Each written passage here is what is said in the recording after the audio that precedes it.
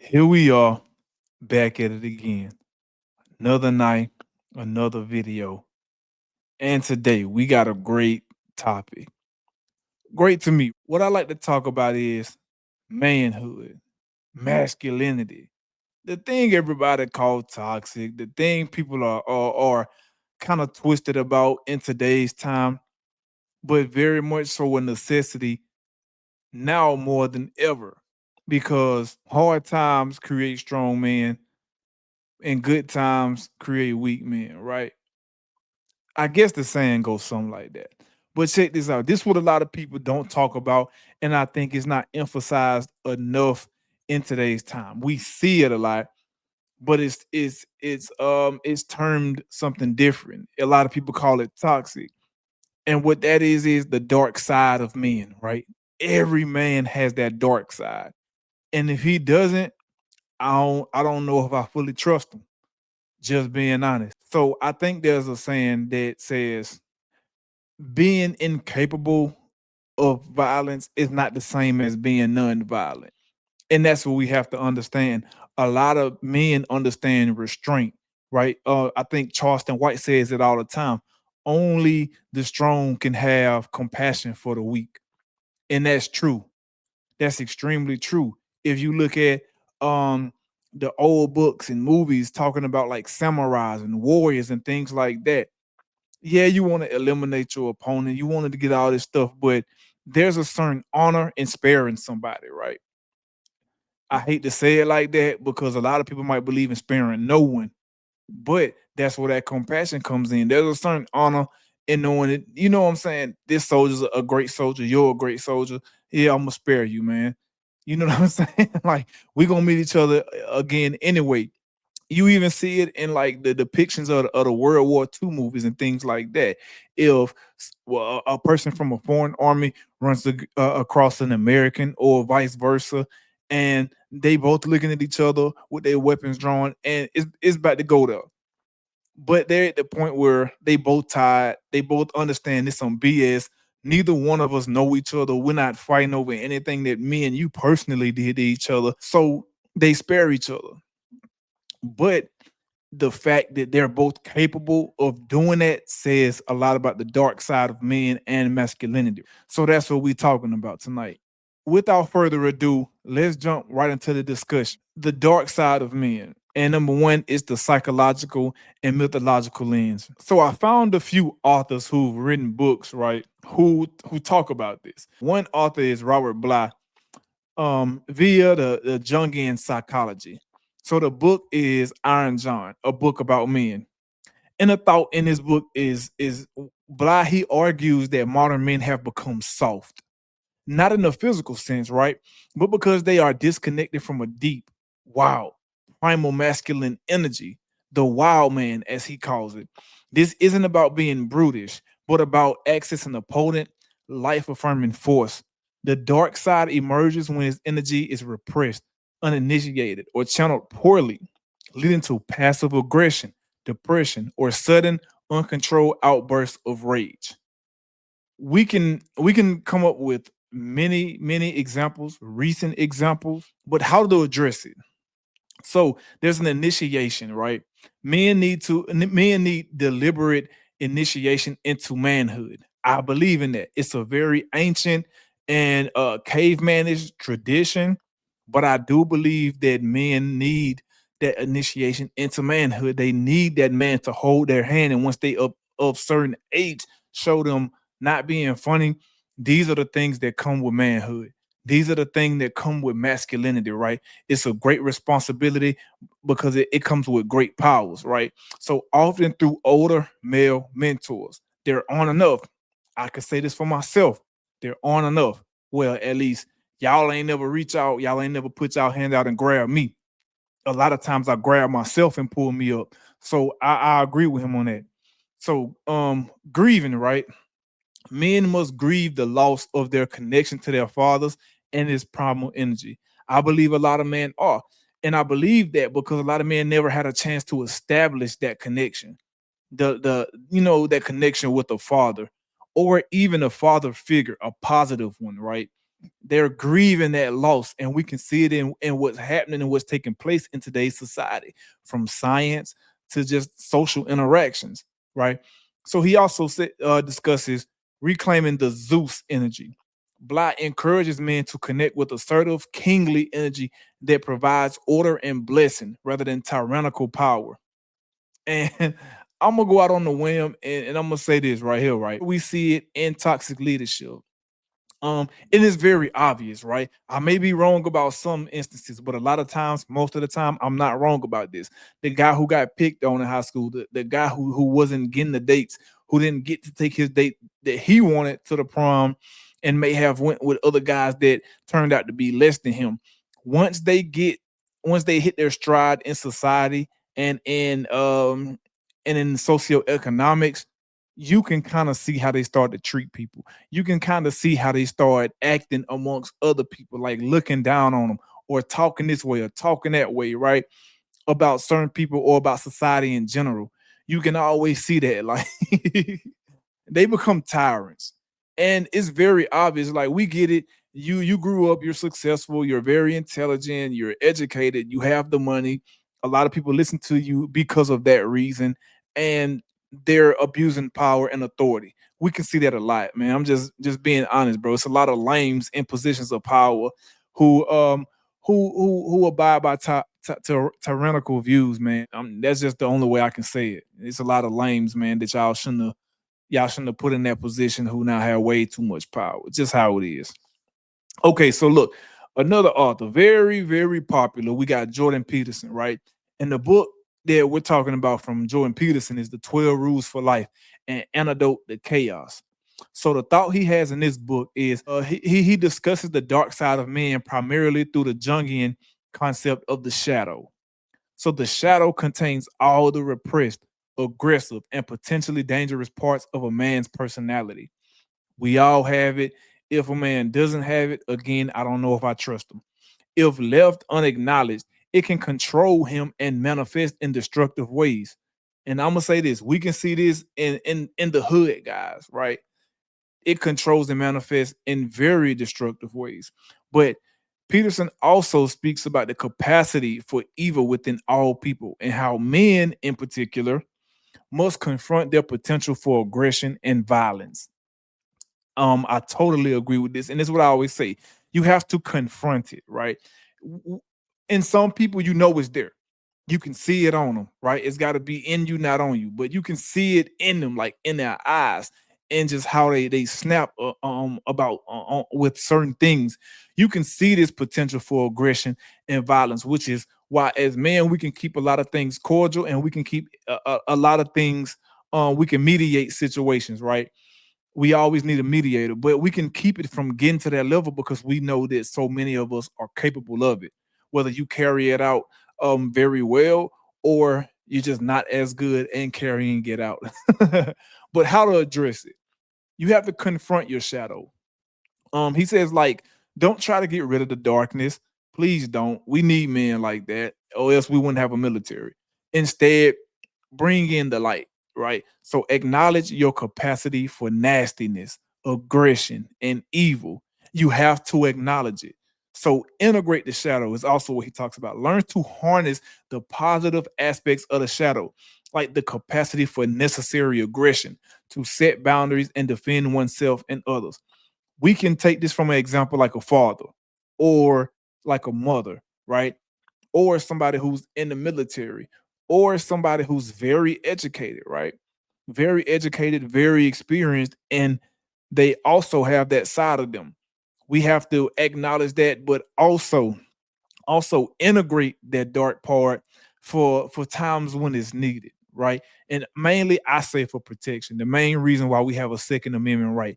And if you really like that, you don't even have to exercise that second amendment right. You can exercise your 10 and not the 10th amendment 10, if you get what I'm saying.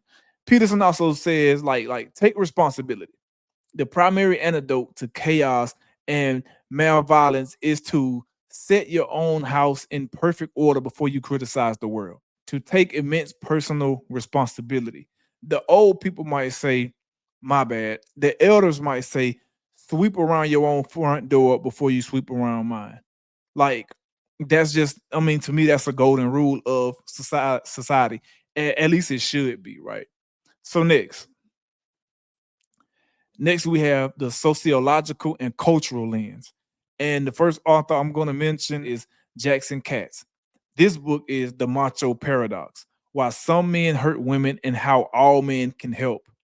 But the thought within this book is Katz reframes issues like sexual assault and domestic violence from being women's issues to being men's issues. The dark side is the spectrum of male violence, from bullying and misogynistic language to physical and SA, which is perpetuated by cultural norms of masculinity that equate power with dominance and control. I believe, like, not in the physical so much, like right there on spot. Now in our organization, we have ways to combat this, right? You know, like addressing things on the spot and stepping in and kind of what's the word I'm looking for? Kind of interfering and stepping in and like, hey, like just dead it on spot. You know what I'm saying? To address that. But I believe there is left up to the law a lot of times for that to be carried out. At least a punishment for things like that. It's not up to you on the street to be carrying out punishment. But at the same time, yes, step in, causing interference and disrupt it, right? But how to address it? Bystander intervention, what I just said. Train men to intervene when they see other men engaging in disrespectful or predatory behavior. I come from a different environment. I grew up around different scenarios and situations. I've seen a lot, and I'm not going to put my 2 cents in on that because there's multiple things I can say about multiple situations. So I'm gonna just let this author. I'm gonna just provide the perspective that this author provides, if that makes sense. So language matters. Okay, this is what Cat says. Language matters. Challenge sexist and objectifying language among male peers. Now, this is where the leadership comes in, as Katz mentioned.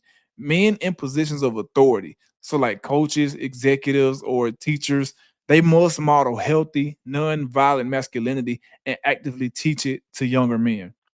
I do agree with that, especially going back to the Jordan Peterson book where we say you have to acknowledge that dark side and learn how to mitigate certain risks that come with it, right? That's what I think is important to understand about that. Now we got another author. The next author we have is Bell Hooks. So this book is called The Will to Change Men, Masculinity and Love.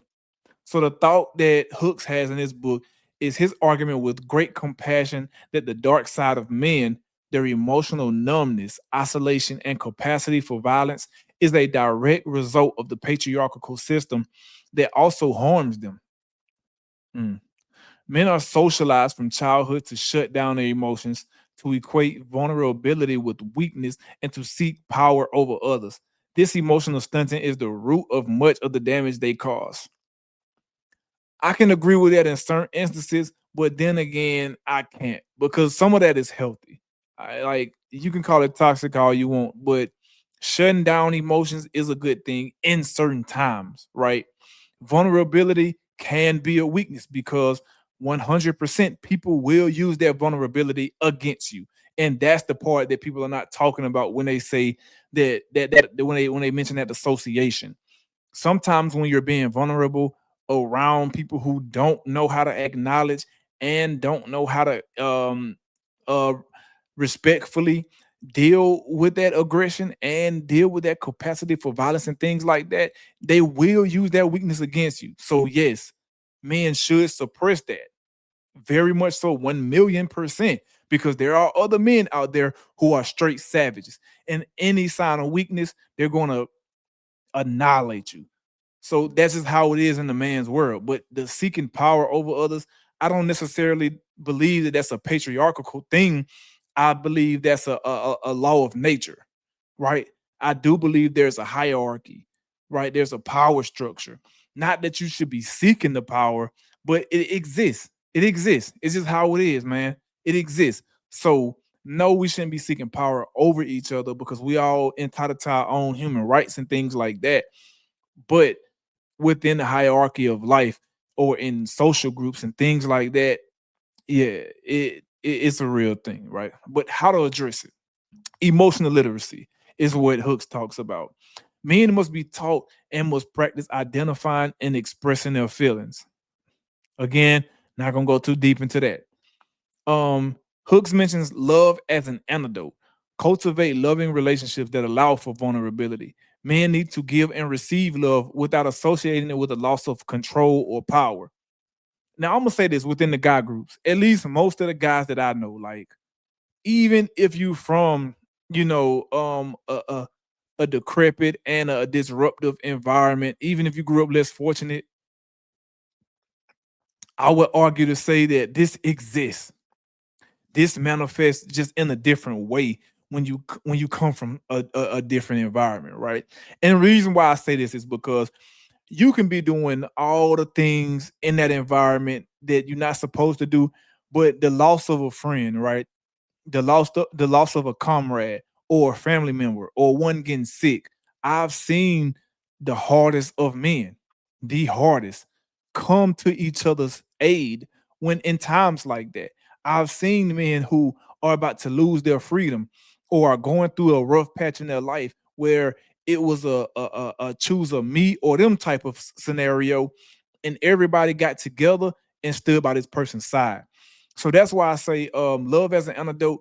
I can't agree with all the things that were said necessarily that Hooks addressed because I've seen people in certain environments use love as an antidote, right? I've been in a situation where one of the hardest dudes in the city, I'm just gonna say that, one of the hardest dudes in the city, he had a diabetic attack and he was down for a couple of weeks and he really couldn't do anything for himself. So every day, me and my folks at the time, we would come and bring him plates. And he was so weak at one point that I had to feed him. And it was never no, oh man, this make me feel weak. Or it was like, man, I'm in need, I'm in help. Like, I appreciate you for helping me. And in turn, I can't discuss too much on the other end, but yeah, he returned the favor in other ways. I'm just gonna say that. But it was all love, right? So I have to disagree with some things that is said, but then again, I have to agree because I want us to progress as men, as in manhood and with our masculinity. I want us to continuously progress, right? So also Hooks mentions a feminist critique for men's liberation. Understand that challenging patriarchy is not an attack on men, but a path to their own liberation from a toxic and limiting role. And that's what we have from the author Bell Hooks in the book, The Will to Change Men, Masculinity, and Love. I love love. I respect love. I think everybody should practice love as an antidote. Just saying. Third, we have the systemic and historical lens. The thought is that the dark side often stems from unhealed trauma, from childhood abuse, witnessing violence, or the trauma of being forced to conform to a rigid, emotionless, masculine idea across generations. This trauma manifests as anger, addiction, and an inability to form healthy attachments. All of that is true. All of that is true. I think we're overusing this word trauma because I don't think not everything is trauma. I just think we have forget it. I'm gonna say I think we have weaker people now. I don't think everything is trauma. I think we have weaker people. But there are a lot of people who do actually experience traumatic um circumstances or situations in life. There are a lot of people who have traumatic experiences, right, that lead to this anger, addiction, and inability to form healthy attachments. That is so true. And we see it manifesting every day in certain men's actions, right? But how to address it? So, trauma informed therapy. Seek therapeutic approaches that specifically address how trauma is stored in the body and mind. Now, a few months ago, I was overseas and I was getting to this point. Now, me personally, y'all, I'm sharing something. This is a vulnerable moment. I am a very angry person. Like, my favorite comic book superhero, if you want to call it that, is the Hulk, right? He has a rage about himself that when it goes too far, he turns into the Hulk and he's very destructive. He can tear a lot of things up. And in his moments of vulnerability, the only thing that brings him back down to a normal level is that woman. A lot of times I'm the same way, right? I'm the same exact way. So I can see I could see how therapy would help. And I was told that I should seek a form of therapy. And not being funny, I have tried that before. I have had someone, in my life who provided that, if that makes sense. And again, was a psychologist, was a therapist, all of these things. I've had that person. And not being funny, just how the male brain works, at least mine, and how my masculinity works. I'm not big on talking to an individual about that all the time. I don't want to talk about my emotions all the time. I just don't, because it's going to make me even more angry. I'd rather just let it ride and revisit it at a later time, right? But I've also found different things. Like, unfortunately, pain is a form of therapy for me. Tattoo, the pain of a needle, or the gym when you get that lactic acid build up and it's burning, or when I'm going for a long run, and it's like a dopamine hit once you hit like mile 3, mile 4, and it's getting hard, it's getting difficult, but you keep going. That's a form of therapy for me. So I just try to find healthy outlets, um, as opposed to seeking out therapy all the time. And I feel like a lot of men are like that. We don't want to talk about our feelings and our emotions all the time because it's hard. And just because something hard doesn't mean you should avoid it. But when it comes to that, I think you should just find other healthy outlets if therapy isn't the form that you choose, right? So, um, within the field, right? They mentioned breaking the cycle. A lot of authors mention breaking the cycle. So understand that harmful behaviors are often learned and passed down. Conscious work is required to stop the cycle. Right. Self-awareness is everything, y'all. It is everything.